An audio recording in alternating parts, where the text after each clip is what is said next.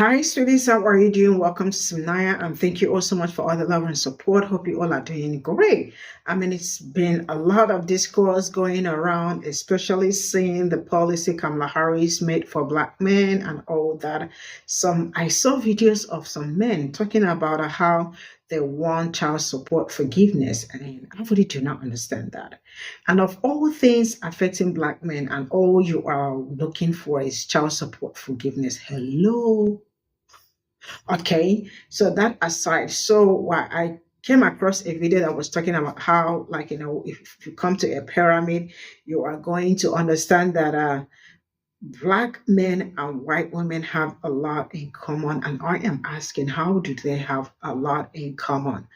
Now, she took her time to explain what she meant and how white women always feel like they can oppress Black women, and Black men are always looking for a way to teach Black women lesson. Like, we really have to tell them that we are the top.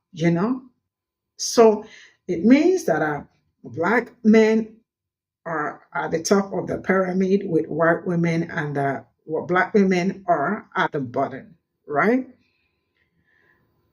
It's really crazy how all these are going on, and really do not understand how this is happening, but then it is what it is. But I absolutely want to hear what you all got to say. Let's get into My observation is that Black men and white women are exactly the same socially. The reason why I say that is because if you look at it like a pyramid, right? And it's like white men are supposed to be on top, but then on that second tier, you have Black men, white women, same position. And then at the bottom of that is supposed to be Black women. That is not at all to dismiss other people of other races. But before we talk about anything else, we have to start here. The concept of white supremacy, the concept of whiteness, the concept of race only exists to counter Blackness, which is why I will continue to say that Blackness is a culture. Whiteness is not. But we can go into that another time. The reason why I'm saying that, though, is when you realize that the cultivation of the idea of white supremacy came to be with the expressed intention of countering, debasing, and utilizing Blackness for their profit, then you have to understand that when we're having these conversations about Blackness and whiteness, even though it impacts everybody, you have to get to the root of why it exists. So in this construct, you have Black men and white women who are in this position where they are vying to be at the top, right? They have the same, they perceive themselves as having the same common enemy in a lot of cases. And this is not all white women. Some white women see themselves as being up there with white men, which is delusional because there's enough evidence to say that that's not true. Black men prioritize their masculinity because they want to match that position. White women prioritize their whiteness because they want to match that position. So they find themselves being able to connect and relate over the same things. So if you go back to the post that I just made, right, all of the points that I'm making about why you can't trust white women, they also apply to Black men. They have thrown us to the fire for their own profit time and time again. This is not my opinion. This is historical context. They use us to push out whatever the cause is. And then when it's time to speak up for what is needed, they prioritize their need. We see this shit happening right now with these idiotic men coming forward and saying that the only way that they vote for Kamala is if she gives them child support forgiveness. All of the things that you could be fighting for.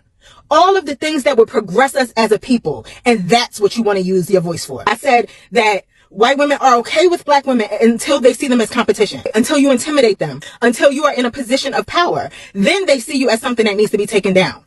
Same thing is true with Black men. There are so many parallels that is fucking crazy. Like, I genuinely believe that there's a future in which Black men and Black women coexist in a way that is harmonious. But we can't do that until we separate the wheat from the fucking tare. Until we are clear about who we should be taking along with us and who we shouldn't. There is a large group of Black men and a large group of white women who have the same cause, the same purpose, and it is to disrupt any progress, even if it means that they have to keep themselves under the thumb of white supremacy. As long as Black women are more suppressed, as long as Black women are more oppressed, they're okay with it. They are literally willing to let Trump win, knowing what that would mean for reproductive rights, knowing what that will mean for people of color in this country, the language that he's been using over the past year about dictatorship, and knowing the impact that that will have on them more than anybody else. And you know why they don't care? Because they know that it's going to impact us too. As long as they believe they have a higher position than Black women, or as long as they know that Black women are being oppressed, they are willing to allow themselves to be oppressed in order to continue that. All I'm saying is the parallels are there. What you do with that is up to you. My observation.